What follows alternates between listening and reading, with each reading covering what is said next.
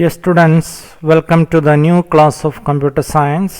Today we are discussing Chapter 4, Principles of Programming and Problem Solving, Part 5. നമ്മളിന്ന് flow chart അൽഗോരിതത്തിൻ്റെ കണ്ടിന്യൂഷനാണ് നമ്മളിന്ന് discuss ചെയ്യുന്നത്. നമുക്ക് ആദ്യം draw a flow chart to find sum of natural numbers from 1 to n. 1 മുതൽ n വരെയുള്ള natural നമ്പേഴ്സിൻ്റെ തുക കാണുന്ന flow chart നമുക്ക് ആദ്യം ഒന്ന് ഡിസ്കസ് ചെയ്യാം. നമുക്കറിയാം ഫ്ലോ ചാർട്ട് സ്റ്റാർട്ട് ചെയ്യുന്നത് സ്റ്റാർട്ട് സിമ്പിൾ വെച്ചിട്ടാണ്, ടെർമിനൽ സിമ്പിളാണ്. ഇൻപുട്ട് n എന്ന് വെച്ചാൽ നമുക്ക് എത്ര വരെയുള്ള സംഖ്യയുടെ തുകയാണ് കാണേണ്ടത്. ഇപ്പോൾ n നമ്മൾ 100 കൊടുത്തു കഴിഞ്ഞാൽ 100 വരെയുള്ള എണ്ണൽ സംഖ്യയുടെ തുക നമുക്ക് കാണാൻ പറ്റും. n എന്നുള്ളത് 200 കൊടുത്തു കഴിഞ്ഞാൽ നമുക്ക് 200 വരെയുള്ള എണ്ണൽ സംഖ്യകളുടെ തുക നമുക്ക് കാണാൻ പറ്റും. അപ്പോൾ നമ്മൾ പാരലോഗ്രാമിലാണെന്ന് വരക്കുന്നത്. പിന്നെ നമ്മൾ a എന്ന് പറയുന്ന വേരിയബിൾ 1, ഫസ്റ്റ് നാച്ചുറൽ നമ്പർ 1 ആണ്, അതുകൊണ്ട് a = 1 കൊടുത്തു. സമ്മ് സ്റ്റോർ ചെയ്യുന്ന വേരിയബിളിന് നമ്മൾ എസ് ആണ് ഉപയോഗിച്ചത്. എസ് = ഇനീഷ്യലി അതിൻ്റെ വാല്യൂ 0 കൊടുത്തു. ഇനി നമ്മൾ എയുടെ വില ചെക്ക് ചെയ്യാണ്. എയുടെ വില <= n ആണോ നോക്കുക. അതാണ് n ഇപ്പോൾ 100 കൊടുത്തെങ്കിൽ അപ്പോൾ എയുടെ വില 1 ആണ്. 1 <= 100, അത് ശരിയാണ്. ട്രൂ ആയതുകൊണ്ട് എസ് എന്ന് പറയുന്ന വഴി കൂടി വരും. എസിൻ്റെ കൂടെ s+a, അപ്പോൾ 1 എന്ന് പറയുന്ന സംഖ്യ സമ്മിലേക്ക് ആഡ് ചെയ്തു. എയുടെ വില 1 എന്നുള്ളത് 1 + 1 2 ആയി മാറി. അങ്ങനെ നേരെ വീണ്ടും കണ്ടീഷനിലേക്ക് വരികയാണ്. അപ്പം 2 <= 100, അത് യെസ് ആണ്. അപ്പം 2 സമ്മിൻ്റെ കൂടെ ആഡ് ചെയ്തു. എയുടെ വില 3 ആകും. ഇവിടെ വരുന്നു 3 <= 100 ട്രൂ ആണ്. അപ്പം 3 എന്നുള്ളത് സമ്മിൻ്റെ കൂടെ ആഡ് ചെയ്തു. അങ്ങനെ എ എന്ന് പറയുന്നത് 4 ആയി. അങ്ങനെ എ 5 ആവും, 6 ആവും, 7 ആവും. അങ്ങനെ എയുടെ വില 100 ആവും. 100 <= 100, അതും ട്രൂ ആണ്. അപ്പം സമ്മിൻ്റെ കൂടെ 100ഉം കൂടി ആഡ് ചെയ്തു. എയുടെ വില 101 ആവും. 101 ആകുമ്പോൾ അതിവിടെ 101 <= 100 കണ്ടീഷൻ തെറ്റി, അപ്പോൾ നോ കൂടി വന്നു.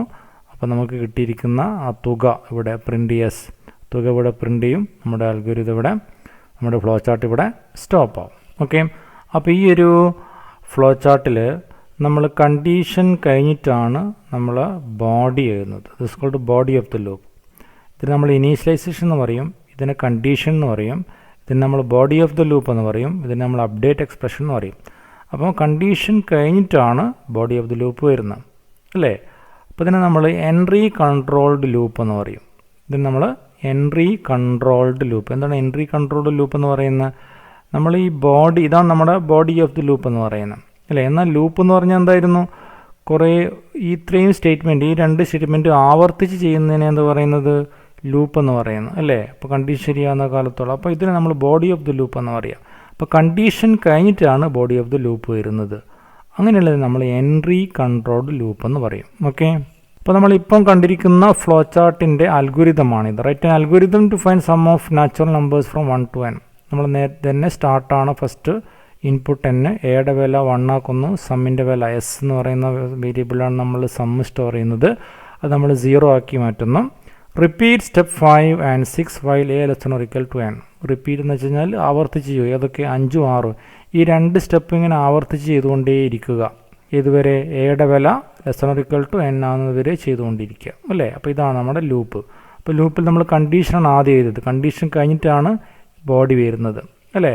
ബോഡി കഴിഞ്ഞിട്ട് അപ്ഡേറ്റ് എക്സ്പ്രഷൻ കഴിഞ്ഞിട്ട് വീണ്ടും എടുത്തേക്ക് പോവുക, വീണ്ടും കണ്ടീഷനിലേക്ക് പോകും. അപ്പോൾ ഇത് ഇങ്ങനെ ചെയ്തുകൊണ്ടിരിക്കുകയാണ്, അല്ലേ? ഈ 2 സ്റ്റെപ്പ് ഇങ്ങനെ ചെയ്യും. ചെയ്തിട്ട് കണ്ടീഷൻ നോക്കും. കണ്ടീഷൻ ശരിയായി വീണ്ടും ഇവിടെ വരും, പിന്നെ ഇവിടെ വരും, ഇവിടുന്ന് നേരെ വീണ്ടും എടുത്തേക്ക് പോകും. അപ്പോൾ ദിസ് ഇസ് എ ലൂപ്പ്, അല്ലേ? ദിസ് എൻട്രി കൺട്രോൾ ലൂപ്പ് എന്ന് പറയും. എന്തുകൊണ്ട് എൻട്രി കൺട്രോൾ ലൂപ്പ് എന്ന് പറയുന്നത്? നമ്മൾ ആദ്യം കണ്ടീഷനാണ് ചെയ്യുന്നത്. കണ്ടീഷൻ ചെക്ക് ചെയ്തിട്ട് ട്രൂ ആണെങ്കിൽ മാത്രമേ ബോഡിയിലേക്ക് വരും. ഓക്കെ, അപ്പോൾ ഇത് കഴിഞ്ഞിട്ട് ഈ ലൂപ്പ് കഴിഞ്ഞാലാണ് എന്ത് ചെയ്യുക? പ്രിൻ്റ് നമ്മൾ തുക പ്രിൻ്റ് ചെയ്യുന്നു, സ്റ്റോപ്പ് ചെയ്യുന്നു. ഓക്കെ, ഇനി നമുക്ക് മറ്റൊരു ഫ്ലോ ചാർട്ട് നോക്കാം. Draw flow chart print first 10 multiples of A given number.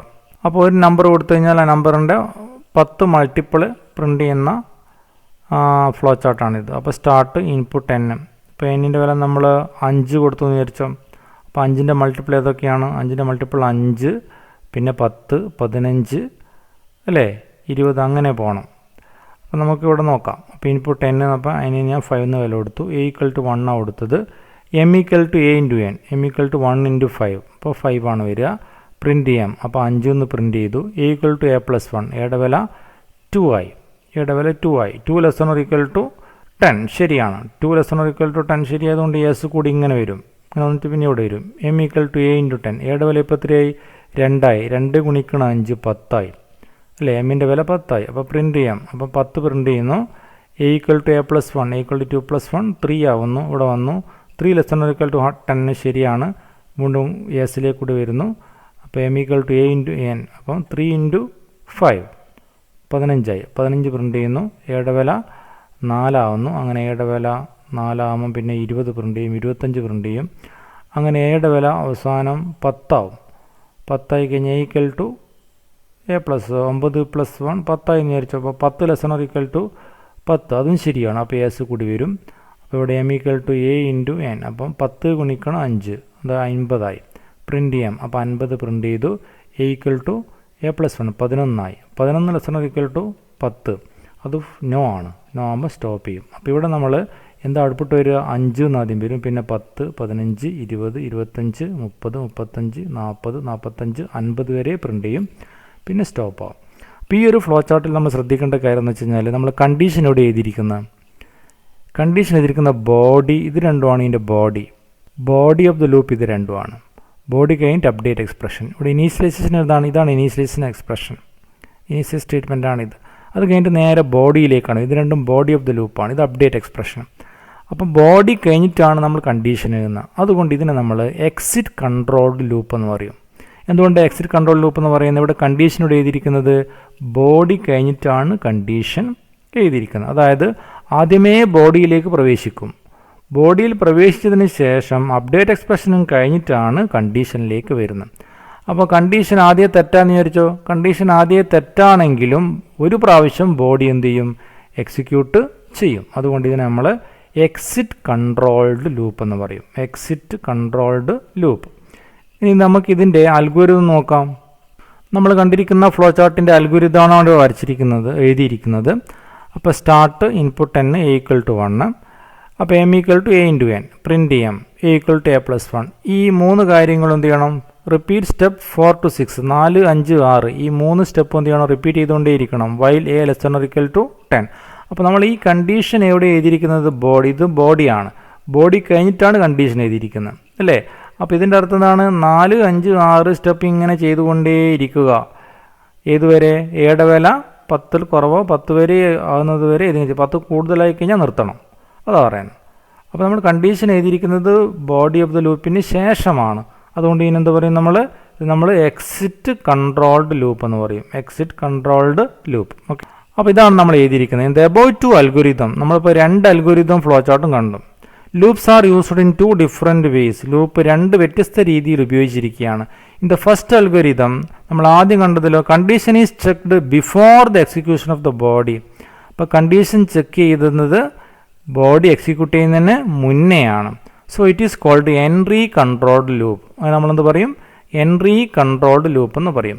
The second algorithm and flow chart നമ്മൾ രണ്ടാമത് കണ്ടിരിക്കുന്ന ഫ്ലോ ചാർട്ടിൽ അൽഗോരിതത്തിലും the condition is checked after execution of body execute ചെയ്തതിന് ശേഷമാണ് നമ്മൾ കണ്ടീഷൻ ചെക്ക് ചെയ്യുന്നത്. So it is called exit control loop. അത് നമ്മൾ എക്സിറ്റ് കൺട്രോൾ ലൂപ്പ് എന്ന് പറയും. ഇത് തമ്മിലുള്ള വ്യത്യാസം നമുക്ക് നോക്കാം. എൻട്രി കൺട്രോൾ ലൂപ്പ് എന്താണ്? Entry control loop condition is checked before the execution of the body. Condition ഇവിടെ ചെക്ക് ചെയ്യുന്നത് ബോഡി എക്സിക്യൂട്ട് ചെയ്യുന്നതിന് മുന്നെയാണ്. Body may never be executed. അതിൻ്റെ അർത്ഥം എന്നാ? കണ്ടീഷൻ തുടക്കത്തിലേ തെറ്റാന്ന് വിചാരിക്കുക. കണ്ടീഷൻ തുടക്കത്തിലേ തെറ്റാണെങ്കിൽ ബോഡി ഒരിക്കലും എന്ത് ചെയ്യില്ല? എക്സിക്യൂട്ട് ചെയ്യില്ല. അതാണ് ഇതിൻ്റെ അർത്ഥം. Body may never be executed. Body ചിലപ്പോൾ എക്സിക്യൂട്ട് ചെയ്യുകയേ ഇല്ല. എപ്പോഴാണ് എക്സിക്യൂട്ട് ചെയ്യാതിരിക്കുക? ഒരിക്കലും എക്സിക്യൂട്ട് ചെയ്യാതിരിക്കുക എപ്പോഴാണ്? കണ്ടീഷൻ തുടക്കത്തിലേ ഫോൾസ് ആണെങ്കിൽ ബോഡി ഓഫ് ദ ലൂപ്പ് ഒരിക്കലും എക്സിക്യൂട്ട് ചെയ്യില്ല. അതാണ് ഇതിൻ്റെ അർത്ഥം. Okay. Suitable when skipping of the body from being executed is required. ഇത് അനുയോജ്യമായത് എപ്പോഴാണ്? ചില സമയത്ത് നമുക്ക് body of the loop execute ചെയ്യേണ്ടി വരില്ല. അങ്ങനത്തെ ഒരു സാഹചര്യം ഉണ്ടാവും. അങ്ങനത്തെ സാഹചര്യത്തിൽ ഏറ്റവും നല്ല ഏത് ഉപയോഗിക്കലാണ്? എൻട്രി കൺട്രോൾ ലൂപ്പ് ഉപയോഗിക്കലാണ്. സ്യൂട്ടബിൾ അനുയോജ്യമാണ്. When skipping of the body from being executed is required. Body of the loop execute ചെയ്യാണ്ട് നിൽക്കേണ്ട സന്ദർഭം ചില സമയത്ത് ആവശ്യമാണെങ്കിൽ ആ സമയത്ത് ഏറ്റവും അനുയോജ്യം എൻട്രി കൺട്രോൾ ലൂപ്പ് ഉപയോഗിക്കലാണ് എന്നാണ് ഇതിൻ്റെ അർത്ഥം. ഇനി എക്സിറ്റ് കൺട്രോൾ ലൂപ്പിൻ്റെ പോയിന്റ് എന്തൊക്കെയാണ് ഓർമ്മിക്കേണ്ടത്? Condition is checked after the execution of the body. അപ്പോൾ കണ്ടീഷൻ എഴുതിയിരിക്കുന്നത് ബോഡി എക്സിക്യൂട്ട് ചെയ്തതിന് ശേഷമാണ് കണ്ടീഷൻ എഴുതിയിരിക്കുന്നത്. Body will surely be executed at least once. Body തീർച്ചയായിട്ടും ഒരു പ്രാവശ്യം എന്തായാലും എക്സിക്യൂട്ട് ചെയ്യും. അതുകൊണ്ട് ഒരു പ്രാവശ്യം എന്തായാലും എക്സിക്യൂട്ട് ചെയ്യുമെന്ന് പറയുന്നത് കാരണം ബോഡി എക്സിക്യൂട്ട് ചെയ്തതിന് ശേഷം നമ്മൾ എന്ത് ചെയ്യുന്നത് കണ്ടീഷൻ എഴുതുന്നത്. അപ്പോൾ കണ്ടീഷൻ തുടക്കത്തിൽ ഫോൾസാണെന്ന് വിചാരിച്ചോ, ഫോൾസ് ആണെങ്കിലും ഒരു പ്രാവശ്യം ബോഡി എന്ത് ചെയ്യും എക്സിക്യൂട്ട് ചെയ്യും. അതതിൻ്റെ അർത്ഥം, ഒരു പ്രാവശ്യം ബോഡി എക്സിക്യൂട്ട് ചെയ്യുന്നത്. Suitable when normal execution of the body is to be ensured. ഇതെപ്പോഴും അനുയോജ്യമായത് സാധാരണഗതിയിലുള്ള എക്സിക്യൂഷൻ ഓഫ് ബോഡി നമുക്ക് എക്സിക്യൂട്ട് ചെയ്യേണ്ട സന്ദർഭങ്ങളിൽ നമ്മൾ എക്സിറ്റ് കൺട്രോൾ ലൂപ്പാണ് ഉപയോഗിക്കുക. അപ്പോൾ ഈ 3 പോയിൻ്റ് രണ്ടെണ്ണത്തിൽ നമ്മൾ ഓർത്തു വെക്കണം. ഇനി അപ്പോൾ നമ്മൾ അൽഗോരിതം ആൻഡ് ഫ്ലോ ചാർട്ട് എന്ന് പറയുന്ന സ്റ്റെപ്പിലാണ് ഇത്രയും സമയം നമ്മൾ ഉണ്ടായിരുന്നത്. നമ്മളിപ്പോൾ പ്രോബ്ലം ഐഡൻറ്റിഫിക്കേഷൻ സ്റ്റെപ്പ് കഴിഞ്ഞും writing algorithm and flow chart എന്ന് പറയുന്ന സ്റ്റെപ്പ് കഴിഞ്ഞും ഇനി മൂന്നാമത്തെ സ്റ്റെപ്പ് എന്തായിരുന്നു, കോഡിംഗ് ദ പ്രോഗ്രാമാണ്. അപ്പോൾ നമ്മൾ അൽഗോരിതം ഫ്ലോ ചാർട്ടും നമ്മൾ വരച്ചതിന് ശേഷം നമ്മൾ അടുത്ത സ്റ്റെപ്പ് എന്തായിരുന്നു, കോഡിംഗ് ദ പ്രോഗ്രാം കോഡ് ചെയ്യണം. The process of writing program instruction to solve a problem is called coding. അപ്പോൾ നമ്മൾ പ്രോഗ്രാം എഴുതുന്ന ആ പ്രോസസ്സിന് പറയുന്ന പേരാണെന്ത്, കോഡിംഗ് എന്ന് പറയുന്നത്. Programs are written in computer languages. അപ്പോൾ പ്രോഗ്രാം നമ്മൾ ഏതിലെഴുതുക, കമ്പ്യൂട്ടർ ഭാഷയിലാണ് എഴുതുക, കമ്പ്യൂട്ടറിൻ്റെ ഭാഷയിലാണ് എഴുതുക. Normally high level programming language like C++, Java etcetera used to write program. അപ്പോൾ നമ്മൾ സാധാരണഗതിയിൽ നമ്മൾ പ്രോഗ്രാം എഴുതാൻ വേണ്ടിയിട്ട് C++, ജാവ പോലെയുള്ള പ്രോഗ്രാമിംഗ് ലാംഗ്വേജ് ഉപയോഗിക്കുക. അത് നമ്മൾ ഹൈ ലെവൽ പ്രോഗ്രാമിംഗ് ലാംഗ്വേജ് എന്ന് പറയാം. ഹൈ ലെവൽ പ്രോഗ്രാമിംഗ് ലാംഗ്വേജ് എന്ന് വെച്ച് കഴിഞ്ഞാൽ അത് ഒരു ഇംഗ്ലീഷ് ലൈക്ക് പ്രോഗ്രാമിംഗ് ലാംഗ്വേജ് ആണ്.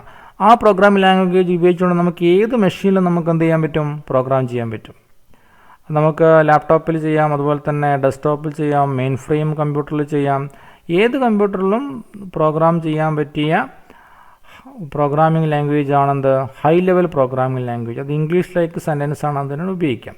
അപ്പോൾ നമ്മൾ C++ ഇപ്പോൾ നമ്മൾ പഠിക്കാൻ പോകുന്നേ ഉള്ളൂ. അപ്പോൾ പഠിച്ചു കഴിഞ്ഞാൽ നമുക്ക് എങ്ങനെയാണ് പ്രോഗ്രാം ചെയ്യാൻ നമുക്ക് മനസ്സിലാവും. ഇപ്പോൾ തൽക്കാലം ഹൈ ലെവൽ ലാംഗ്വേജ് പ്രോഗ്രാമിങ്ങിലാണ് നമ്മൾ പ്രോഗ്രാം ചെയ്യുക എന്നുള്ള കാര്യം മാത്രം മനസ്സിലാക്കുക. To write computer program a programmer has to be well versed in any one of the high level language. അപ്പോൾ നമുക്ക് പ്രോഗ്രാം എഴുതണമെങ്കിൽ നമ്മൾ ഏതെങ്കിലും ഒരു പ്രോഗ്രാമിംഗ് ലാംഗ്വേജിൽ നമ്മൾ നന്നായി നമുക്ക് അറിഞ്ഞിരിക്കണം. അപ്പോൾ സാധാരണഗതിയിൽ നമ്മൾ C++ ആണ് നമ്മൾ പഠിക്കുക. അപ്പോൾ C++ നമ്മൾ നന്നായി അതിൻ്റെ സിൻറ്റാക്സും അതിൻ്റെ എങ്ങനെയാണ് പ്രോഗ്രാം എഴുതാൻ നമ്മൾ പഠിച്ചാൽ മാത്രമേ നമുക്ക് കോഡിംഗ് എന്ന് പറയുന്ന സ്റ്റെപ്പിൽ നമുക്ക് എന്തെങ്കിലും ചെയ്യാൻ പറ്റും. The program written in HLL is called source code. HLL എന്ന് പറഞ്ഞാൽ ഹൈ ലെവൽ ലാംഗ്വേജിനെ നമുക്ക് ചുരുക്കിയിട്ട് എന്ത് പറയാം, HLL എന്ന് പറയാം. അപ്പം നമ്മൾ ഈ ഹൈ ലെവൽ ലാംഗ്വേജ് പ്രോഗ്രാമിൽ എഴുതിയ പ്രോഗ്രാമിന് പറയുന്ന മറ്റൊരു പേരാണെന്ത്, സോഴ്സ് കോഡ് എന്ന് പറയും. Source code. Okay, the program written in high level language is called source code. Okay, അടുത്താണ് ട്രാൻസ്ലേഷൻ. നമുക്കത് ഡെഫിനിഷൻ നോക്കാം. അപ്പോൾ നാലാമത്തെ സ്റ്റെപ്പാണെന്ത്, translation. Translation is the process of converting program written in HLL to machine language. Translation എന്ന് വെച്ചാൽ നമ്മൾ എഴുതിയിരിക്കുന്ന ഹൈ ലെവൽ ലാംഗ്വേജ് പ്രോഗ്രാമിനെ മെഷീൻ ലാംഗ്വേജിലേക്ക് മാറ്റുന്ന ആ ഒരു പ്രക്രിയക്ക് പറയുന്ന പേരാണെന്ത്, ട്രാൻസ്ലേഷൻ എന്ന് പറയും. മെഷീൻ ലാംഗ്വേജ് എന്ന് പറഞ്ഞാൽ എന്താ, machine language code of the program is called object code. Machine language എന്ന് വെച്ചാൽ ബൈനറിയിൽ. ഇപ്പോൾ കമ്പ്യൂട്ടറിന് ആത്യന്തികമായിട്ട് നമുക്ക് ബൈനറി ലാംഗ്വേജ് മാത്രമേ അറിയാൻ പറ്റും. ബൈനറി ലാംഗ്വേജ് എന്ന് വെച്ചാൽ 1 and 0. ഇപ്പം 1 എന്ന് വെച്ചാൽ ഹൈ വോൾട്ടേജ്, 0 എന്ന് വെച്ച് കഴിഞ്ഞാൽ ലോ വോൾട്ടേജ്. അപ്പോൾ നമ്മൾ എഴുതിയിരിക്കുന്ന ഇംഗ്ലീഷിലേക്ക് പ്രോഗ്രാമിനെ, അതായത് C++ എഴുതിയിരിക്കുന്ന പ്രോഗ്രാമിനെ 1 and 0 ആയിട്ടുള്ള ബൈനറി കോഡാക്കി മാറ്റണം. അതിനാണ് നമ്മൾ ട്രാൻസ്ലേഷൻ എന്ന് പറയുന്നത്. അതിനങ്ങനെ മാറ്റുന്നത് ആത്യന്തികമായി കമ്പ്യൂട്ടറിൻ്റെ ഹാർഡ്വെയറിന് ബൈനറി ലാംഗ്വേജായ 1 and 0 മാത്രമേ മനസ്സിലാവൂ. അപ്പോൾ നമ്മൾ ഹൈ ലെവൽ ലാംഗ്വേജിൽ എഴുതി കഴിഞ്ഞാൽ അതിനെ എന്തെങ്കിലും ഒരു സോഫ്റ്റ്വെയർ ഉപയോഗിച്ചുകൊണ്ട് അതിനെ നമ്മൾ മെഷീൻ കോഡാക്കി മാറ്റണം. അങ്ങനെ മെഷീൻ കോഡാക്കി മാറ്റുന്ന ആ ഒരു പ്രോസസ്സിന് പറയുന്ന പേരാണെന്ത്, ട്രാൻസ്ലേഷൻ എന്ന് പറയും. ഓക്കെ, അങ്ങനെ നമ്മൾ ട്രാൻസ്ലേറ്റ് ചെയ്ത് കിട്ടുന്ന ആ മെഷീൻ കോഡിന് പറയുന്ന പേരാണെന്ത്, ഒബ്ജക്റ്റ് കോഡ് എന്ന് പറയും. എന്താ പറയുക, ഒബ്ജക്റ്റ് കോഡ്. ഈ ട്രാൻസ്ലേഷന് വേണ്ടി ഉപയോഗിക്കുന്ന 2 സോഫ്റ്റ്വെയർ ഉണ്ട്. ഒന്ന് കമ്പൈലർ എന്ന് പറയും. കമ്പൈലർ സോഫ്റ്റ്വെയർ ഉപയോഗിച്ചിട്ടാണ് നമ്മൾ ട്രാൻസ്ലേറ്റ് ചെയ്യുക. ചില പ്രോഗ്രാമിംഗ് ലാംഗ്വേജ് ഇൻ്റർപ്രിറ്റർ ഉപയോഗിക്കും. ഇപ്പോൾ compiler or interpreter is used for translation. നമ്മൾ C++ന് നമ്മൾ കമ്പൈലറാണ് ഉപയോഗിക്കുക. എന്തിനാണ് കമ്പൈലർ ഉപയോഗിക്കുന്നത്, C++ എഴുതിയിരിക്കുന്ന പ്രോഗ്രാമിനെ മെഷീൻ കോഡാക്കി മാറ്റാൻ ഉപയോഗിക്കുന്ന സോഫ്റ്റ്വെയർ ആണെന്ത്, കമ്പൈലർ. അതേപോലെ ഇൻ്റർപ്രിറ്റർ എന്ന് പറയുന്ന ഒരു സോഫ്റ്റ്വെയർ ഉണ്ട്. ജാവയിൽ എഴുതിയിരിക്കുന്ന പ്രോഗ്രാമിനെ നമുക്ക് മെഷീൻ കോഡിലേക്ക് മാറ്റി എക്സിക്യൂട്ട് ചെയ്യാൻ വേണ്ടി ഉപയോഗിക്കുന്ന സോഫ്റ്റ്വെയർ ആണെന്ത്, ഇൻ്റർപ്രിറ്റർ എന്ന് പറയും. ഓക്കെ, വിശദമായിട്ട് നമ്മളത് ഇതിനെപ്പറ്റി നമ്മൾ പിന്നീട് പഠിക്കും. ഓക്കെ, അപ്പോൾ ഈ ഡയഗ്രം നോക്കുക. സോഴ്സ് കോഡ് എന്ന് വെച്ചാൽ നമ്മളിപ്പോൾ CPP-ലോ C++ എഴുതിയിരിക്കുന്ന പ്രോഗ്രാം അല്ലെങ്കിൽ ജാവയിൽ എഴുതിയിരിക്കുന്ന പ്രോഗ്രാം അത് നമ്മൾ ഈ ഒരു ട്രാൻസ്ലേഷനിൽ കൊടുത്തു കഴിഞ്ഞാൽ, ഇപ്പോൾ CPPൻ്റെ പ്രോഗ്രാം, C++ൻ്റെ പ്രോഗ്രാം നമ്മൾ കമ്പൈലർ കൊടുത്തു കഴിഞ്ഞാൽ കമ്പൈലർ അതിനെന്താക്കി മാറ്റും, അതിനെ ഒബ്ജക്റ്റ് കോഡാക്കി മാറ്റും. ഒബ്ജക്റ്റ് കോഡ് എന്ന് പറഞ്ഞാൽ എന്താണ്? Machine code. ബൈനറിയിൽ എഴുതിയിരിക്കുന്ന 1 and 0 ഉപയോഗിച്ച് എഴുതിയിരിക്കുന്ന കോഡിനെ എന്ത് പറയുന്നത്? മെഷീൻ കോഡ് എന്ന് പറയുന്നു. ഓക്കെ, അടുത്താണ് debugging. The process of detecting and correcting errors in a program is called debugging. എന്താണ് ഡീബഗ്ഗിംഗ് എന്ന് വെച്ച് കഴിഞ്ഞാൽ നമ്മൾ പ്രോഗ്രാമിലുള്ള തെറ്റുകളെ തിരിച്ചറിയുന്നതും അതിനെ കറക്റ്റ് ചെയ്യുന്നതിനായ സ്റ്റെപ്പിന് പറയുന്ന പേരാണത് ഡീബഗ്ഗിങ്. ഓക്കെ, സാധാരണത്തിൽ നമ്മൾ പ്രോഗ്രാം എഴുതി കഴിഞ്ഞാൽ ചിലപ്പോൾ ചില തെറ്റലുണ്ടാവും. ഈ തെറ്റിനെ നമ്മൾ തിരിച്ചറിയണം, അതിനെ നമ്മൾ കറക്റ്റ് ചെയ്യണം. ആ ഒരു പ്രോസസ്സിന് പറയുന്ന പേരാണത് debugging. The error in a program is called bug. ഒരു പ്രോഗ്രാമിലെ തെറ്റിന് പറയുന്ന പേരാണത് ബഗ്. അപ്പോൾ ബഗ്ഗിനെ ഇല്ലാതാക്കുക എന്ന ഡീബഗ്ഗിങ് അല്ലേ. There are 3 types of errors in a program. പ്രോഗ്രാമിൽ 3 തരം എറേഴ്സ് ഉണ്ടാവാം. Syntax error, logic error, run time error. പേര് മാത്രം നമ്മളിപ്പോൾ ഓർത്ത് വെക്കുക. Syntax error, logic error, run time error. ഈ എറർ എങ്ങനെയാണ്? സിൻടാക്സ് എറർ എന്നാൽ എന്ത്, ലോജിക് എറർ എന്താണ്, റൺ ടൈം എറർ എന്താണെന്നുള്ള നമ്മൾ അടുത്ത ക്ലാസ്സിൽ പഠിക്കും. അപ്പോൾ ഇത്രയും കാര്യങ്ങൾ നമ്മൾ ഈ ഒരു ക്ലാസ്സിൽ പഠിക്കുക. എന്താണ് എൻട്രി കൺട്രോൾ ലൂപ്പ്, എന്താണ് എക്സിറ്റ് കൺട്രോൾ ലൂപ്പ്, അതുപോലെ തന്നെ എന്താണ് കോഡിംഗ് കൊണ്ട് ഉദ്ദേശിക്കുന്നത്, ട്രാൻസ്ലേഷൻ എന്താണ്, ഡീബഗ്ഗിംഗ് എന്താണ്, അതിൻ്റെ ഡെഫിനിഷനൊക്കെ നന്നായി പഠിക്കണം. Okay, thank you.